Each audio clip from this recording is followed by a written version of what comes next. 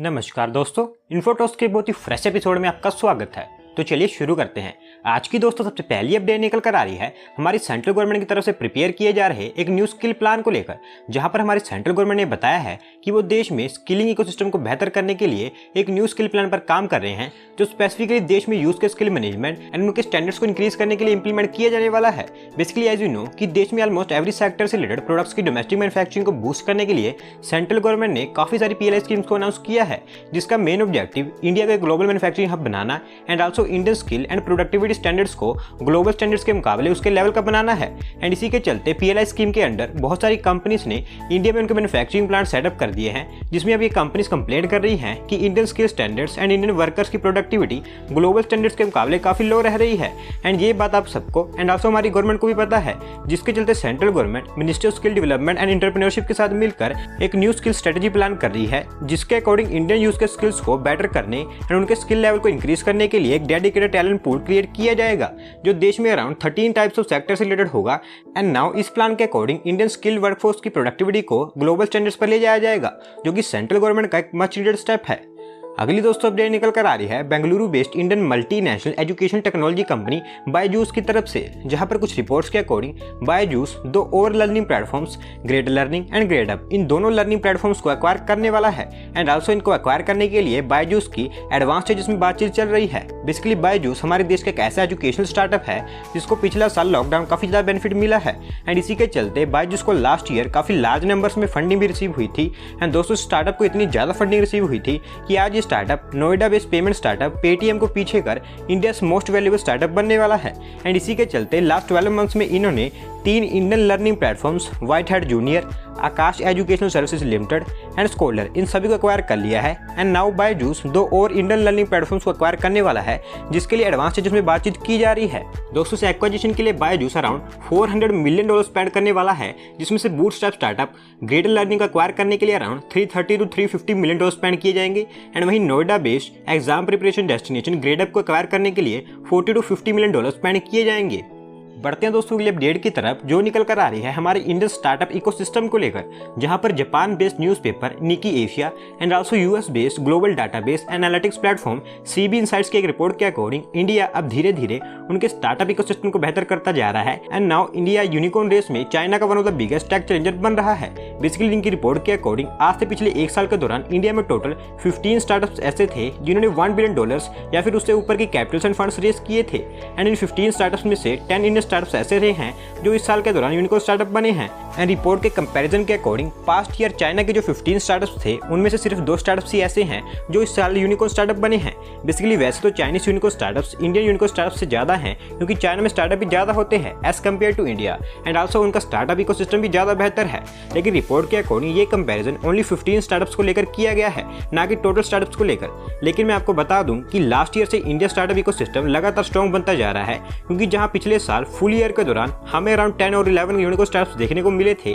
वहीं इस साल अप्रैल तक हमें ऑलरेडी 10 यूनिकॉर्न स्टार्टअप्स देखने को मिल चुके हैं, जिसके चलते ये ईयर हमारे इंडियन यूनिकॉर्न स्टार्टअप्स और यूनिकॉर्न बनने वाले स्टार्टअप्स के लिए काफी बेहतर होने वाला है। अगली दोस्तों अपडेट निकल कर आ रही है आंध्र प्रदेश स्टेट की विशाखापट्टनम में situated India deepest port Gangavaram port को लेकर, जहां पर आंध्र प्रदेश गवर्नमेंट ने डिसाइड किया है कि वो आंध्र प्रदेश की गंगावरम पोर्ट में जो उनका एग्जिस्टिंग माइनॉरिटी स्टेक है उसको अब सेल करने वाले हैं। बेसिकली गंगावरम पोर्ट एक प्राइवेट पोर्ट है जिसमें US based equity firm Warburg Pincus का 31.5% स्टेक, इस पोर्ट के प्रमोटर DVS राजूस फैमिली का 58.1% स्टेक एंड वहीं आंध्र प्रदेश गवर्नमेंट का 10.4% का स्टेक था। And as you all know कि अडानी ग्रुप की wholly owned subsidiary Adani ports and special economic zone limited, जो India largest integrated port and logistic company है, वो बहुत सारे इंडियन पोर्ट्स को एक्वायर कर रही है। एंड इसी के चलते उनका प्लान था कि वो India deepest port Gangavaram port को भी एक्वायर करेंगे। एंड उनके इसी प्लान के अकॉर्डिंग APC ने सबसे पहले वारबक पिनकस का 31.5% का stake 1954 crore rupees cash consideration पे करके एक्वायर कर लिया।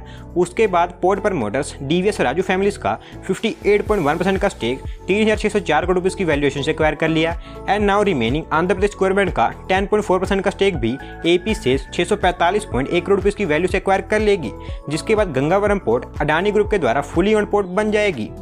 बढ़ते हैं दोस्तों अगले अपडेट की तरफ, जो निकल कर आ रही है Mumbai based India's one of the biggest tyre manufacturing company CEAT limited की तरफ से, जहां पर उन्होंने अनाउंस किया है कि उनके बिजनेस के और एक्सपेंशन के लिए अराउंड 1200 करोड़ रुपीस की इन्वेस्टमेंट उनके बिजनेस के वेरियस डिपार्टमेंट्स में करने वाले हैं। बेसिकली सीएट लिमिटेड ने कुछ समय पहले इंडिया में अराउंड 3500 करोड़ रुपीस की इन्वेस्टमेंट करने की बात कही थी, जिसमें से ऑलरेडी कुछ इन्वेस्टमेंट उन्होंने कर दी है एंड नाउ 1200 करोड़ रुपीस की ये इन्वेस्टमेंट भी उनके इसी प्लान का ही हिस्सा है। दोस्तों इस इन्वेस्टमेंट को सीएट लिमिटेड इसी साल 2 फेजेस में बांटकर करेगी, जिसमें से फेज 1 में अभी हाफ इन्वेस्टमेंट की जाएगी एंड फेज 2 में remaining half investment market pickup होने पर की जाएगी। एंड अगर कुछ डिटेल्स की बात करें तो सीएट लिमिटेड इसमें से हाफ इन्वेस्टमेंट उनके गुजरात के वडोदरा आउटस्कर्ट्स में हलोल में situated existing truck radial facility को एक्सपेंड करने के लिए यूज करेगी एंड वहीं रिमेनिंग हाफ इन्वेस्टमेंट ये कंपनी चेन्नई में लोकेटेड उनकी कार रेडियल टायर्स वाली ब्राउनफील्ड मैन्युफैक्चरिंग फैसिलिटी के एक्सपेंशन के लिए यूज करेगी। एंड आल्सो उनके 3500 करोड़ रुपीस के इन्वेस्टमेंट प्लान के according CEAT limited next year कुछ स्पेसिफिक प्रोजेक्ट्स जैसे कि car radials, truck radials and specialty tyre segments इनसे रिलेटेड 1000 करोड़ रुपीस की और भी इन्वेस्टमेंट करने वाली है।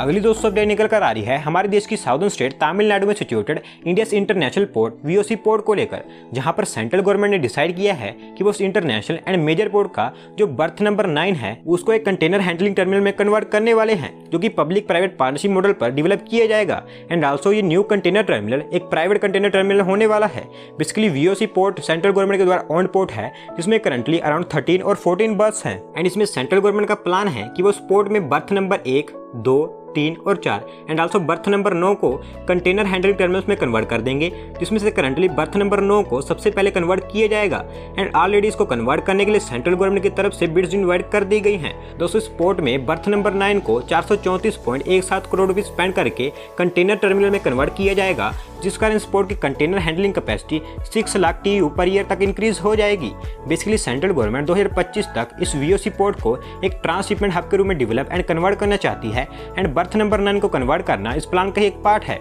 बढ़ते हैं दोस्तों अगली अपडेट की तरफ, जो निकल कर आ रही है आंध्र प्रदेश स्टेट से, जहां पर आंध्र प्रदेश गवर्नमेंट के द्वारा स्टेट में world class electronics manufacturing infrastructure create करने एंड स्टेट की ease of doing business ranking को इंप्रूव करने के लिए आंध्र प्रदेश गवर्नमेंट ने एक न्यू इलेक्ट्रॉनिक्स पॉलिसी को अप्रूव कर दिया है। बेसिकली इस इलेक्ट्रॉनिक पॉलिसी के अकॉर्डिंग आंध्र प्रदेश गवर्नमेंट उनकी स्टेट में वर्ल्ड की बड़ी बड़ी इलेक्ट्रॉनिक्स मैन्युफैक्चरिंग कंपनीज को लाना चाहती है, ताकि स्टेट की ease of doing business ranking भी बेहतर हो एंड आल्सो स्टेट में लार्ज इन्वेस्टमेंट के साथ साथ लार्ज नंबर्स में एम्प्लॉयमेंट भी जनरेट हो। दोस्तों इस न्यू इलेक्ट्रॉनिक पॉलिसी के अकॉर्डिंग आंध्र प्रदेश गवर्नमेंट उनकी स्टेट के कडप्पा डिस्ट्रिक्ट के कोपार्थी में एक new greenfield YSR electronics manufacturing cluster setup करेगी, जो कि एक स्पेशल इकोनॉमिक जोन की तरह ही होगा। इस पॉलिसी के अंतर्गत जो कंपनीज इस क्लस्टर में उनके मैन्युफैक्चरिंग प्लांट सेटअप करेंगी, उनको स्टेट गवर्नमेंट अच्छे खासे इंसेंटिव्स प्रोवाइड करवाएगी and according to Andhra Pradesh government उनके स्टेप से स्टेट में अराउंड 39,000 न्यू जॉब्स जनरेट होगी। And for your information, Andhra Pradesh government की इलेक्ट्रॉनिक्स पॉलिसी 2021 से 2024 तक के लिए वैलिड होने वाली है। आज की दोस्तों लास्ट अपडेट निकल कर आ रही है Bangalore based state owned Indian aerospace and defence company